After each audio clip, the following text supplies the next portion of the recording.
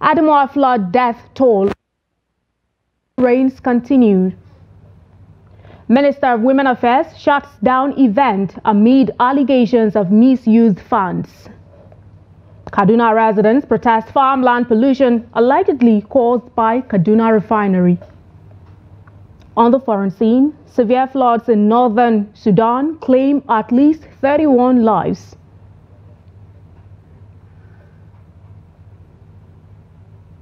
Hello to the news hour tonight on Trust Television. I am Aisha Salihu.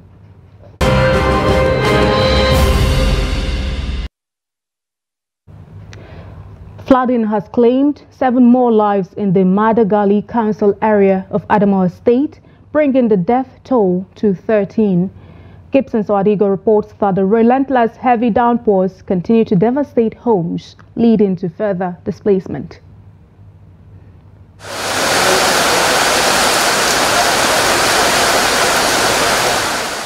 Non-stop rains for over 3 days have wreaked havoc in Madagali, claiming 7 more lives and raising the death toll to 13.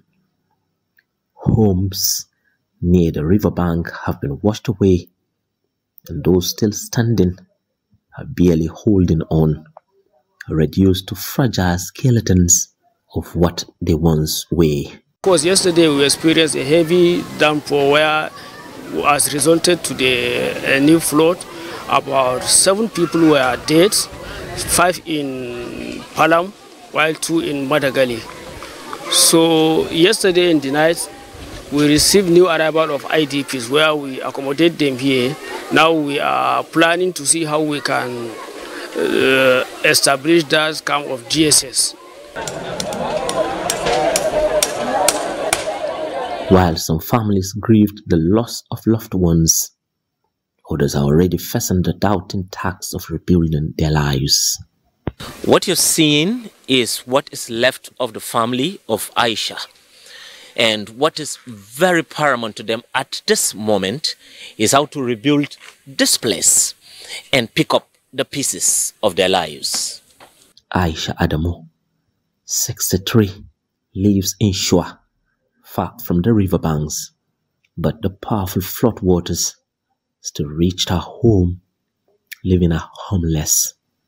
Now she gathers whatever belongings she can find, hoping and praying for a kind soul to help her rebuild, no matter how modest the assistance may be. All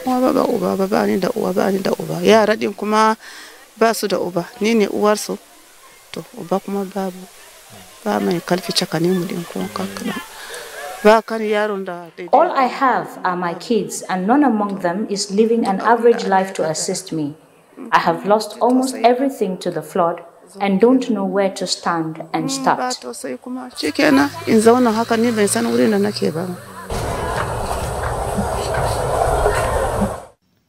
Aisha's plight echoes the experience of many flood victims in this community, who amid Nigeria's economic struggles are pleading for help.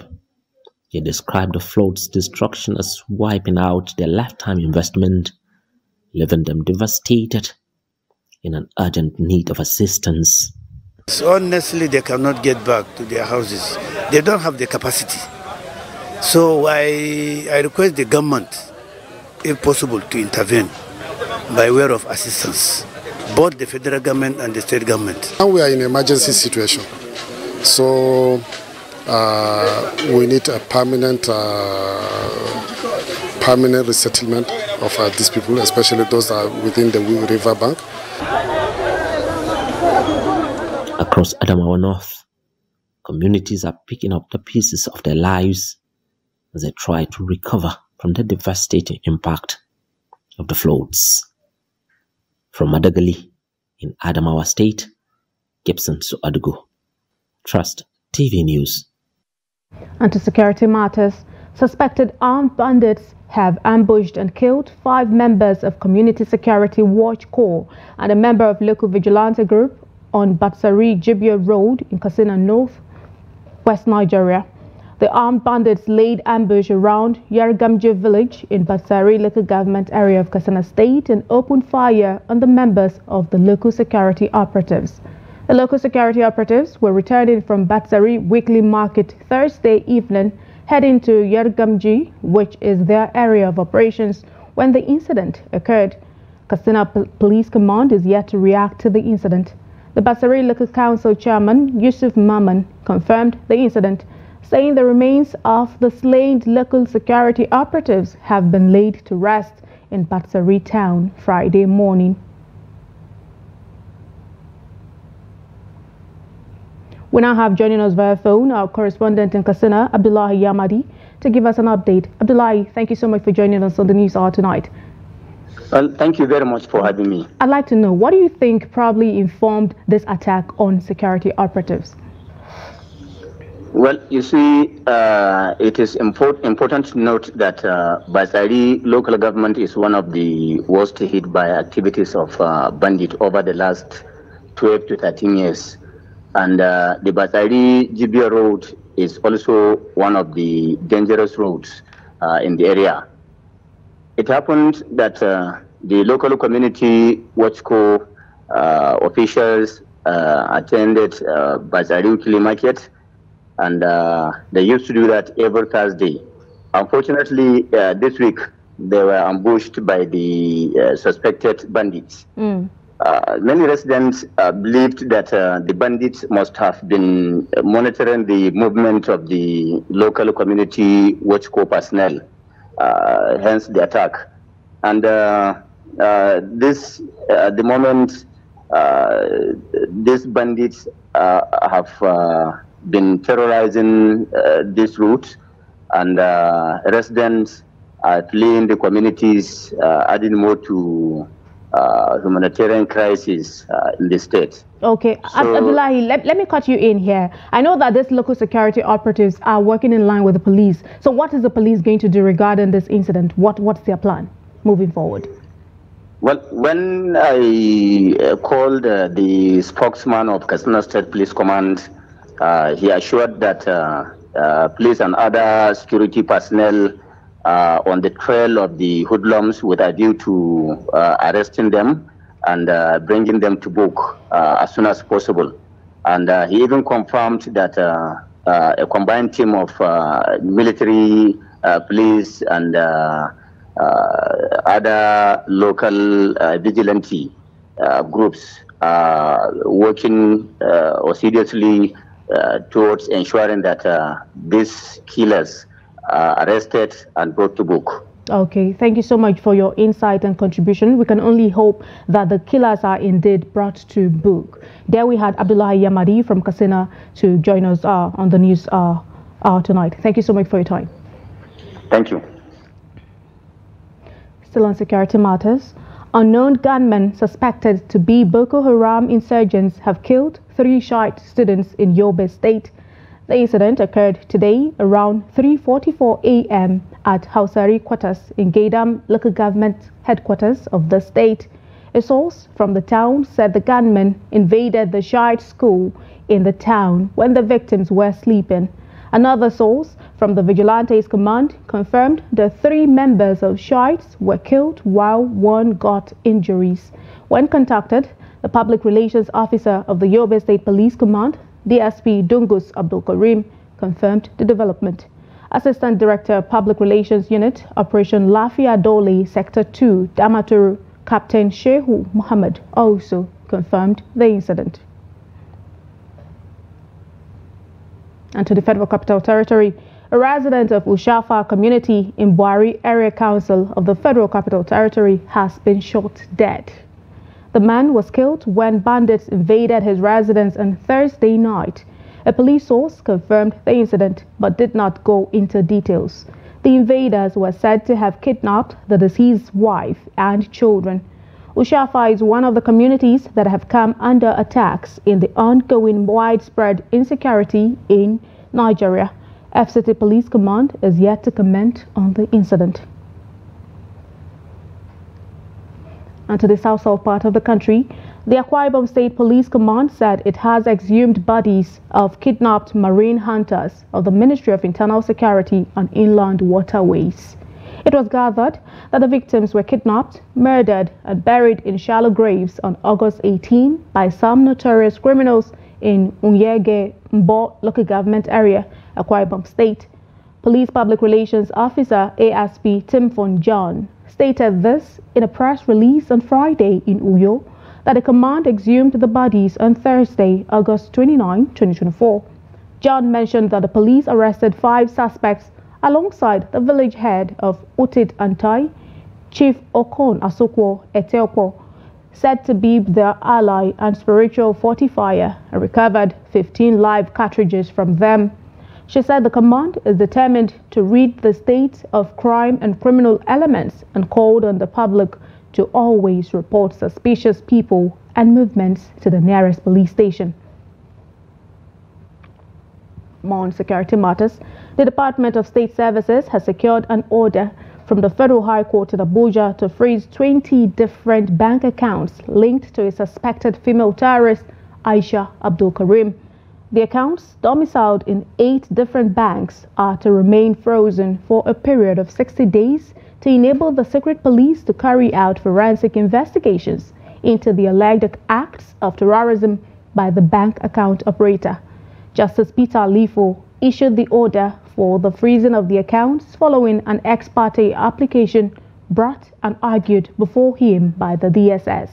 Also linked with the alleged acts of terrorism are Yehusa Idris and Abdullahi Babayo Umar, who have been taken into custody by the security agency following their arrest in different locations.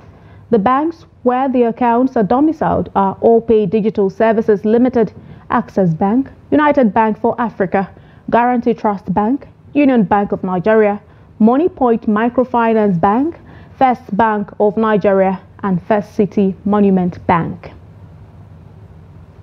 Away from security matters, Minister of Women Affairs Uju Kennedy Ohanenye has reportedly disrupted an event, labeling it an illegal program that missed its intended purpose. This incident, which was captured in a viral video, occurred just 4 weeks after she shut down another similar program. It's been revealed that the organizers spent millions on the event before it was halted. You try it next time, I will come here and I get you people disgraced. Sorry about this, sirs. Mas, forgive me. I know what I am going through in this country. For a while, this is all we keep on organizing. And a few weeks ago, there was hunger protest. And they talk about peace and security. Women are not empowered. Children are suffering. Nigerians are suffering. But we waste money all the time in frivolous things that don't make sense. I am sorry. Many people may misunderstand me, but I am ready to be misunderstood. I am ready to be tortured. I am ready. I don't want to break down here. This is it. I have changed the narratives. I said, no program without empowerment. The women, you're talking about peace and security. With poverty, how can you solve it? You keep talking, you're doing workshop, you're doing this, you're doing that. With poverty, where are we heading to? And how do we solve that poverty? By directing monies to the wrong channels and don't make any impact on the humans. On those people, you want them to change and give you peace. And I've changed narratives. I said that don't do any program without empowerment. I was meant, UNICEF has come to me, we've changed the work plan. We've made it to favor the children that they will benefit. Politics. Kano State Independent National Electoral Commission has rescheduled the forthcoming local government council's election to October 26 instead of November 30, earlier announced. Chairman of the commission, Professor Sani Lawal Malumfashi, announced the new date on Friday during an emergency stakeholders meeting. Malumfashi said the decision to adjust the date was because of the Supreme Court judgment on local government financial autonomy. The electoral umpire sought understanding and adherence to the new date by political parties and other stakeholders.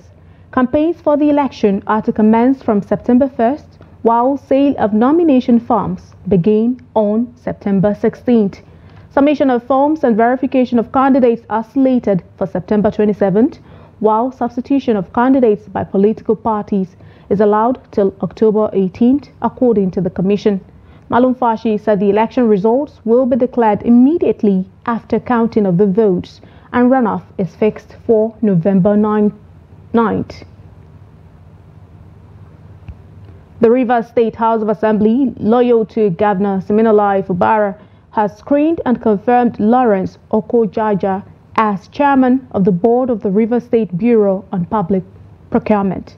Also screened and confirmed were Ernest Ibekwe Ekwe, Mina Ogbanga, Isheleye Amachere, Adoke Oyageri, Gift Alex Hart, Grace Osaronu, and Selina Ammonia, who will serve as board members. Their confirmation took place during plenary at the hallowed chamber of the State House of Assembly in the Government House in Port Harcourt on Friday. The 8 nominees had appeared for screening before the lawmakers shortly after the reading of a letter sent by the governor to Speaker Victor Okojumbo, requesting the House to determine their suitability for appointment as members of the board of the state's BPP. The House has adjourned the sitting to Wednesday, September 4, 2024. In Nigeria's democratic system, there are 3 arms of government, but the focus often falls on the executive and legislative branches, as these are the representatives elected by the people to serve the society. Elected leaders or representatives such as the president and vice president, governors and their deputies, members of the state and national assemblies, are chosen to serve the people, as their role is to act as servants to the public, entrusted with the mandate to represent and speak on behalf of their constituents. In this report, Victoria Tokolo takes this to the streets of Lagos to find out from Nigerians if elected representatives are truly servants of the people or they have become masters of the masses. Her report is presented from our studio. In a democratic system of government like the one in Nigeria, every elected representative has a duty to serve on behalf of the masses. According to history, in the 1980s, political parties were funded by the people. Members of political parties paid dues, which were used to run the parties. When individuals were elected to office, they would present their manifestos to the people, and the political parties at the time had clear ideologies. However, today, the average voter often expects money in exchange for their vote, turning the process into a transaction where some politicians now pay for votes with the expectation of profiting once in office. With this mindset, it becomes difficult for elected representatives to focus on delivering the dividends of democracy to the people, as they see such buying of votes as payment for democratic dividends. This has made many to ask if leaders are truly servants of the people, or have they become masters over the masses? Same thing to the House of Rep members and to the senators. How much do you come back to this, to your constituency, to look at these constituency projects? The same way I come back to the voters. When you vote them in, how many times do you have meeting with your councillors? How many times in 4 years do you have meeting with your House Assembly members? What do you tell them when you have meetings with them? What do you tell the Rep member when you have meetings with them? Do you keep reminding them of those bad roads they promise you they are going to fix? Do you remind them of the promises they made to you that light will be on for 24 hours? So it has to be a check and balance. On the streets of Lagos, Nigerians decried the perceived reversal of roles where the masses are now servants of elected leaders who are in reality meant to serve the people. Elected officers are meant to be a servant to the masses. That's how it's supposed to be worldwide. But it's unfortunate that in Nigeria, reverse is the case. A citizen by elected officer wants to enrich himself, amass wealth for himself, at the detriment, at the expense of the masses that he's supposed to represent. So they are masters and they are not serving people. They are just taking the money inside their pocket, keeping masses of the Nigerian money inside their pocket. So I don't know. So Nigeria, we don't have a leader. The leader we have these days, you can't call them a leader or a father or a founder. Rather than to call them you can call them an oppressor. It is the belief of Nigerians that elected representatives should be servants of the people by addressing the needs of the people through delivery of democratic dividends. And to a sad development, 6 passengers have been confirmed dead in a crash involving 2 vehicles around Verona, Ogere, Ogun State, along the Lagos-Ibadan Expressway. The Federal Road Safety Corps Public Relations Officer, Florence Okwe, confirmed this in a statement in Abeokuta, the state capital, on Friday. According to him, 3 others were, however, injured in the crash. He explained that the suspected cause of the crash was excessive speed on the part of the Sienna Space bus, which rammed into a moving truck from the rear. He also said the injured victims were taken to Patmag Hospital, Ogere, and the corpses were deposited at FOS Barra Morgue. Across the country bites harder. Some residents of Jalingo, the Taraba state capital, are now resorting to consuming rice husk, which is used for feeding cattle and poultry, as they can no longer afford grains due to soaring prices. A visit to some areas in Jalingo reveals that some residents are now sourcing their daily meals by processing the byproduct of rice milling and rice husk ash to survive. Let's take a look at the report. Rice is one of the popular farm produce usually harvested in Taraba, specifically in Jalingo, the state's capital by most of the farmers in the state. After the harvest, the rice undergoes some processes which include boiling before polishing, while some do not. After milling away the rice, people usually use the ash to feed their cattle, while removing the broken pieces of rice to feed their poultry. But now the narrative has changed, as residents now consume the broken pieces that were usually used in feeding poultry as a result of the pervasive poverty in the country. I'm doing this business in Gada, buying the byproduct of rice polished by machine. We bought the dust ash and blew it to remove the breaking pieces of rice in a very small quantity to sell and also eat with our family. We don't have anything to do. This is the reason why we ventured into this business. We used to buy unprocessed rice from the bridge and bring it here, blew it and remove the breaking pieces to eat with our children and also to sell, because we have nothing to support ourselves and our children. I am doing this business to support my parents to eat and for us to go to school. We don't have any other thing to do. The process of sorting out the rice at the mill is no easy task, according to workers who have to toil the entire day to just earn their daily meals. We are supporting ourselves with this work.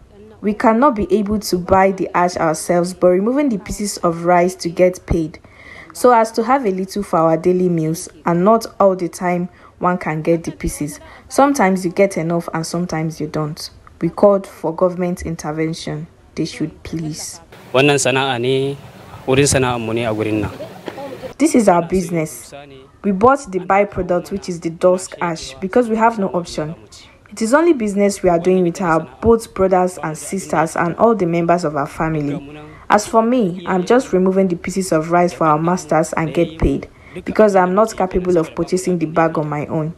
We are calling on the government to look at the way they will help us and get us a job to do. We used to come and wait for them to finish. Then we follow them back and take from the small pieces they left for us to cook and eat with our parents. They called on the government to come up with policies that will address the economic challenges facing the nation. Bauchi residents have again appealed to the Nigerian government to always consider welfare and security of lives and properties of the citizens amidst persistent hunger in the country. They made the appeal during the distribution of assorted food relief items by a non-governmental organization to reduce the current hardship in Nigeria. Trustee Viz Adamu Imam tells us more.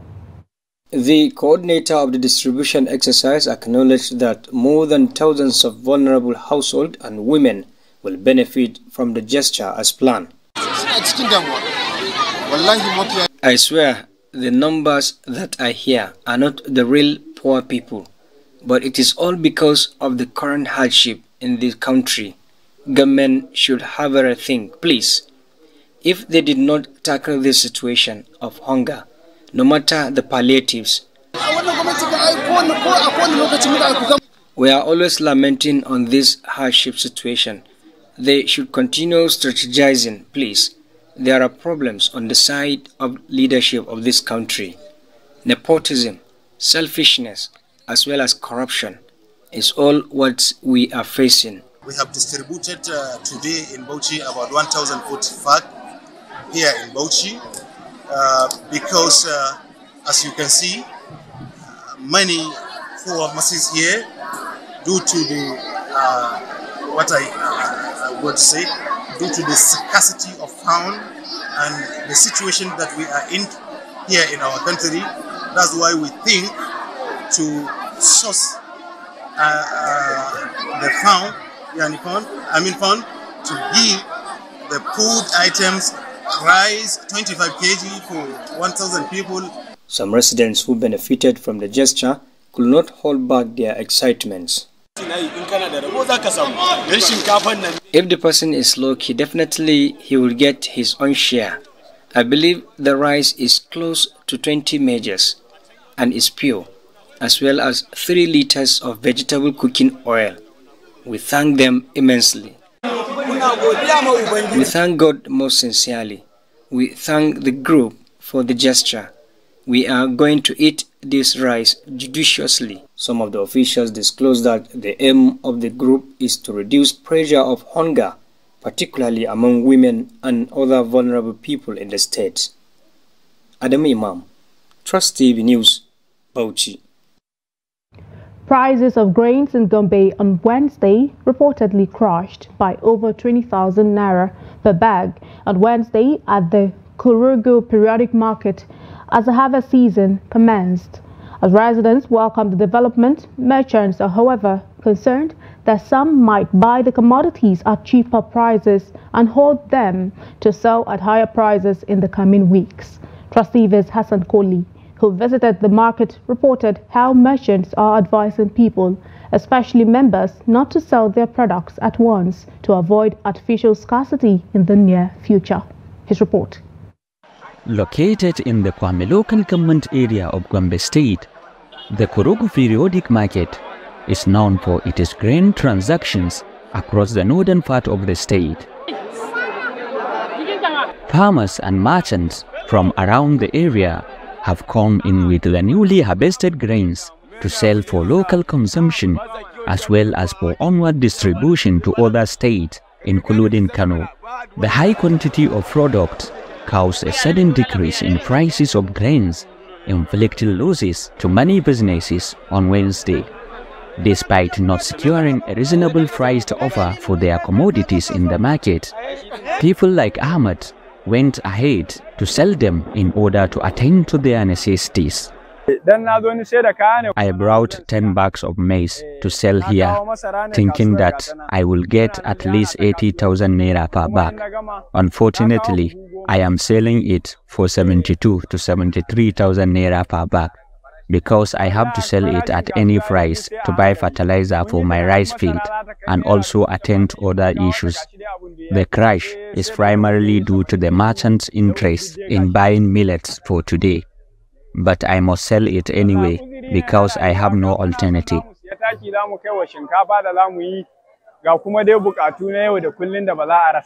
While people are selling their grains to sort other issues such as agricultural and domestic, merchants are however not happy with the development, saying it will have consequences in the near future. Farmers have started trading grains like millet here. As of last week, the bag of millet was 70,000 to 80,000 naira. But as of today, it has gone down to 50,000 naira, which is not good for both of us. People should be supplying their grains to the market on installment. If not, they will sell all at once to the merchant at a cheaper price and then return around to buy same at higher price in the near future. So it will be better if the government buys them now to stabilize the price in the market. The merchants are however worried that such development will negatively impact the transactional patterns and introduce another round of food inflation in the near future. Nigerians have often seen price decrease during the harvest period every year. However, the recent economic situation may not reflect the same scenario as forecasted by many experts. From Gombe, Hassan Kohli reporting for Trust TV. Nigerians have been experiencing economic hardship since President Tinubu assumed office on May 29, 2023. Government policies have affected the standard of living of every Nigerian. Victoria Tokolo reports, but her report is presented from our studio. The rising cost of living in Nigeria is becoming increasingly unbearable for many citizens. The hardship was triggered by government ongoing economic reforms, which federal government said is necessary to reposition the country for growth.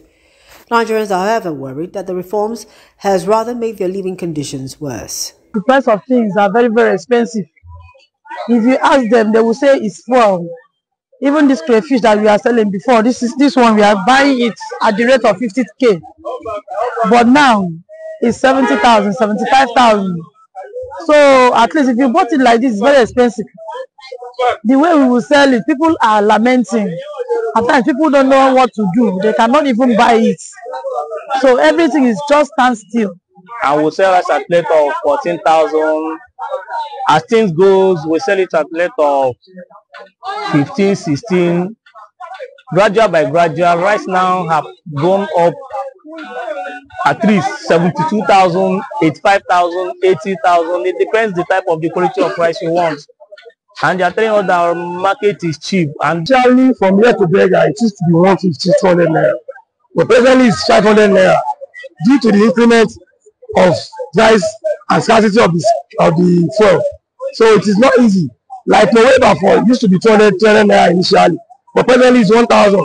The rising cost of cooking gas is another burden on citizens, which they said is contributing to the overall increase in the cost of living. It's choking us because in those days we pay 1,115 per month with a charge prepaid, but now to 5,000 naira per month. In fact, I don't know what to say. I don't know where we are heading to. Everything is totally down. Gas is affecting Nigerians. Last time I bought gas, that was 1,350. It's choking Nigerians. I just want to use this opportunity to beg federal government to do something about the gas issue so that the Nigerians can be able to breathe a lot. Let Nigerians breathe in the gas issue because 1,350 is too much. These price hikes have sparked widespread debate and concern, with many Nigerians still struggling to cope with the rising cost of living. While the government's economic reforms may be intended to address these long-term issues, the immediate effects are being felt by ordinary citizens. And to other stories. The Nigeria Center for Disease Control and Prevention says 48 confirmed mpox cases have been recorded out of 868 suspected cases across 35 local government areas in 19 states and the Federal Capital Territory. This was revealed in the mpox situation report for week 34, August 25, posted on the agency's website on Friday. The report, however, showed that no death has been recorded from the disease so far this year. The age distribution of the cumulative number of confirmed mpox cases showed that 17 cases were recorded among ages 0 to 10, 7 cases were recorded among ages 11 to 20, 9 cases were also recorded among 21 to 30, 8 cases were recorded among ages 31 to 40, and 7 cases were recorded among ages 41 to 50. The cases were recorded in Lagos, Rivers, Bayelsa, Abia, Delta, Imo, Edo, FCT, Anambra, Cross River, amongst other states. More on health matters. 4 days into the strike embarked by resident doctors across the country, patients have been lamenting that they are going through severe pains due to the near-zero access to medical attention in the hospitals they are admitted to. Some patients said the development is slowing down their treatments, leaving them worried that their illnesses will further deteriorate. Hassan Koli visited Gombe Specialist Ward and files in this report. This is a surgical ward at a specialist hospital in Gombe, where dozens of patients are receiving medical attention. With the doctor's strike, many patients are now receiving less medical attention as hospitals have fewer personnel on the ground. Though the nurses are working around the clock to provide medical care for us, it cannot be compared to last week, where resident doctors were on duty. I have a urinary retention problem and was supposed to undergo a urinary surgery yesterday night, but the doctor said I have waited for him. When he came earlier in the morning, he told me that he has a lot of patients to see, and he left. I am not happy at all because I am currently experiencing severe pains in my bladder.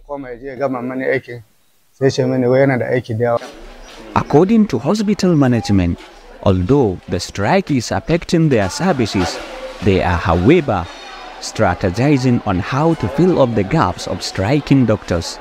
Patients that are coming with emergencies are priorities that has to be seen. So all we need to do is to re-strategize and redistribute the available manpower. As you know, the hospital, there are other doctors who are not part of the resident doctors, the consultants, the principal medical officers, the house officers, and the coppers, who are around to provide essential services. So we just need to redistribute the manpower available to ensure that people that are coming to the hospital, especially those that are coming with conditions that will require emergency attention, they would need to be handled. But other cold cases that can wait may have to wait because of the strike. While hospital and patients are feeling the negative impact of the strike, residents are of the opinion that the resident doctors have no justification for their actions. Menene alaƙan dan an kama 'yar uwarku ma'abocin aiki ba alaƙanta shi da yin yajin aiki. I see no reason why resident doctors will embark on a strike because of a kidnapped colleague and put the lives of many more at risk. While trying to get her back, they should remember that the patients too are in need of their service to live. Their actions are indeed questionable in my opinion. Patients, especially the poor, are often the hardest hit as most of them cannot afford private medical centers. From Gombe, Hassan Koli, reporting for Trust TV.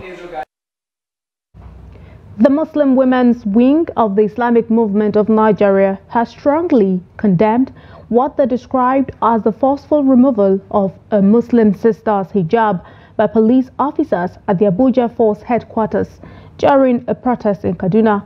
The women denounced the act as a violation of Islamic principles. Bello Musa completes the report.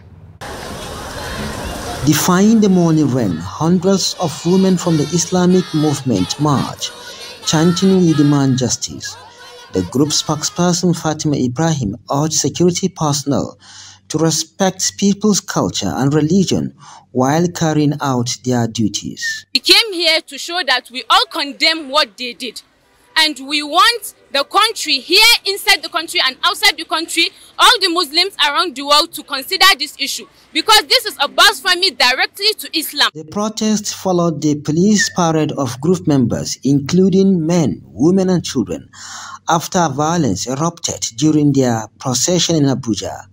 The women emphasized the importance of respecting their religious practices and called on authorities to uphold these rights. Hijab is a commandment of Allah, the creator of earth and heaven. Allah Ta'ala says in the Quran, O Prophet, say to your wives, your daughters and women of the believers that they should let down upon themselves their jalbab.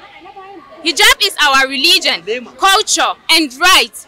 And the abuse of hijab is more painful to us than the shelling of live ammunition on us. Last week, the 2024 Arba'i symbolic trek in Abuja ended in violence, leading to the arrest of many participants, including men, women and children. Bella Musa, Cross TV News Kaduna. It's time now to join Yusuf Akogu for the business news. Welcome to Business News. I am Yusuf Akogu. The Central Bank of Nigeria has revealed that only 36.3% of Nigerian households prefer an increase in interest rates to control inflation. This is according to the July 2024 Inflation Attitude Survey, part of the broader Household Expectation Survey, which was carried out by the CBN Statistics Department from July 22 to 26, 2024, with a response rate of 99.7%. The survey, which sampled 1,665 households across the nation, shed light on the complex dynamics between inflation, interest rates, and public sentiment in Nigeria. The survey highlighted that 50.6% of respondents would prefer a reduction in interest rates even as inflation continues to rise, while 13% were undecided. This divide shows the challenge faced by the CBN Monetary Policy Committee in balancing the need to curb inflation with public demand for more affordable borrowing rates.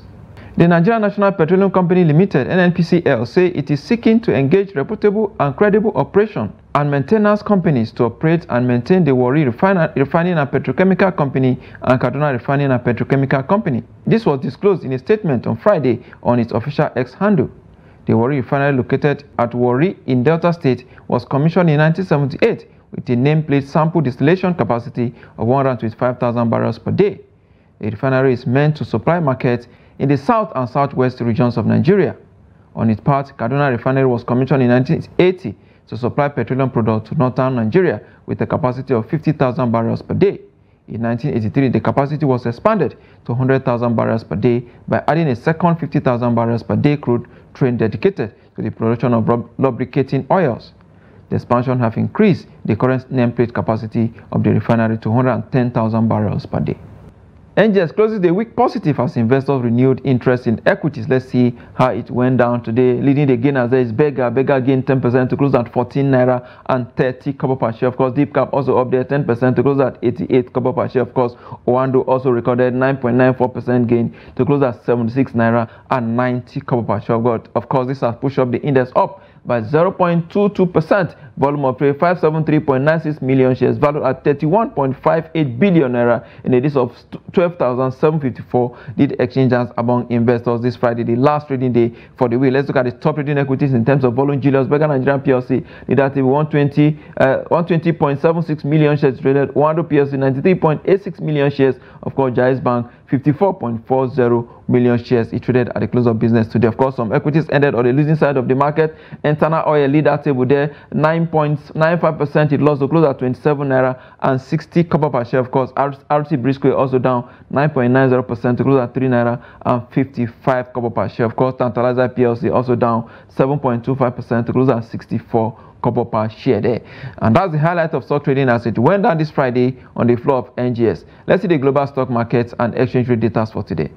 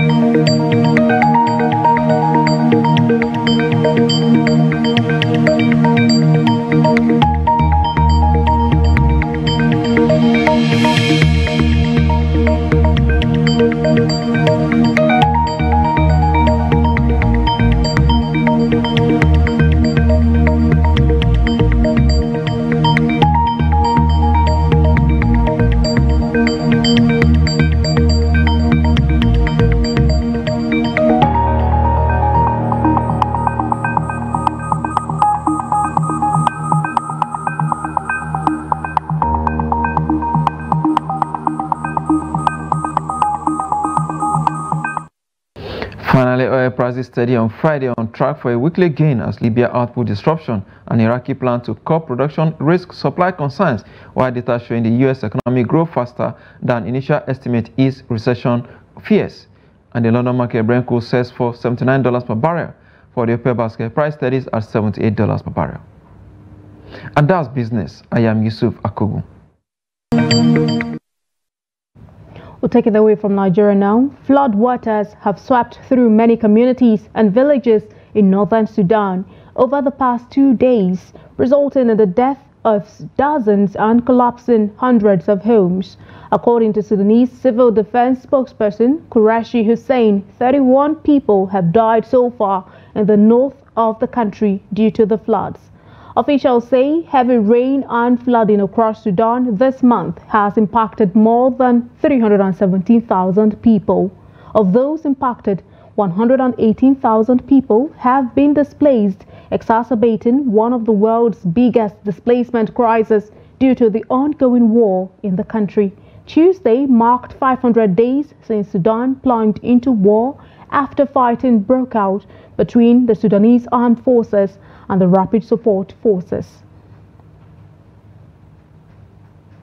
Still on the foreign scene, the Immigration, Refugees and Citizenship Canada has ended a temporary public policy that allowed visitors to apply for a work permit from within Canada.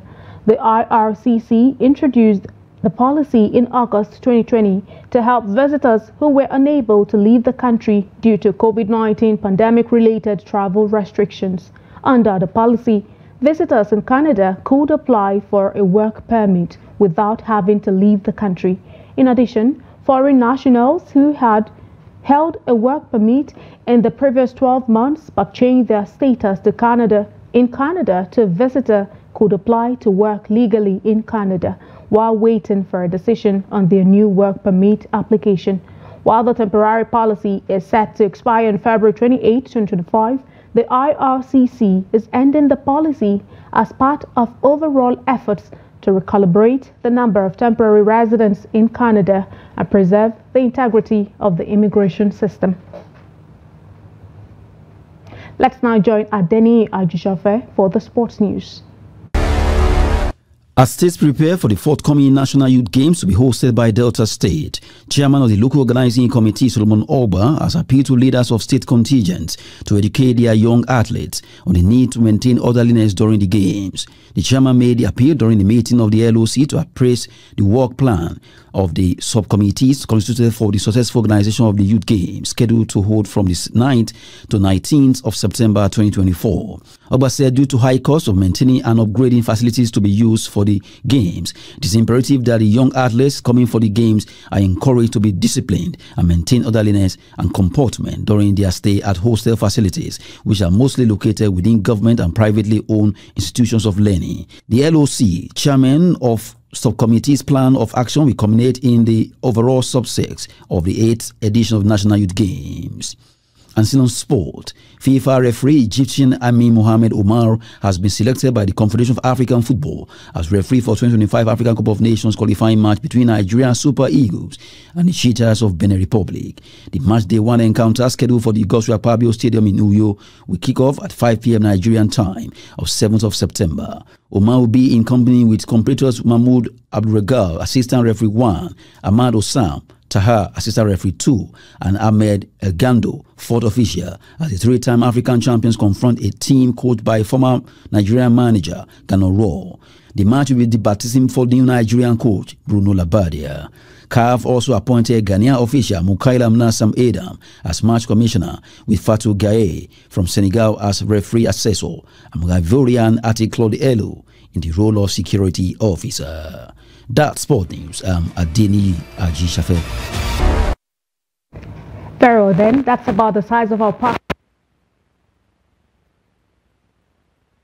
You can always follow us across all of our social media platforms and also join our YouTube live stream for more news, programs and documentary. Aisha Salihu, thank you so much for your time. Have a good night.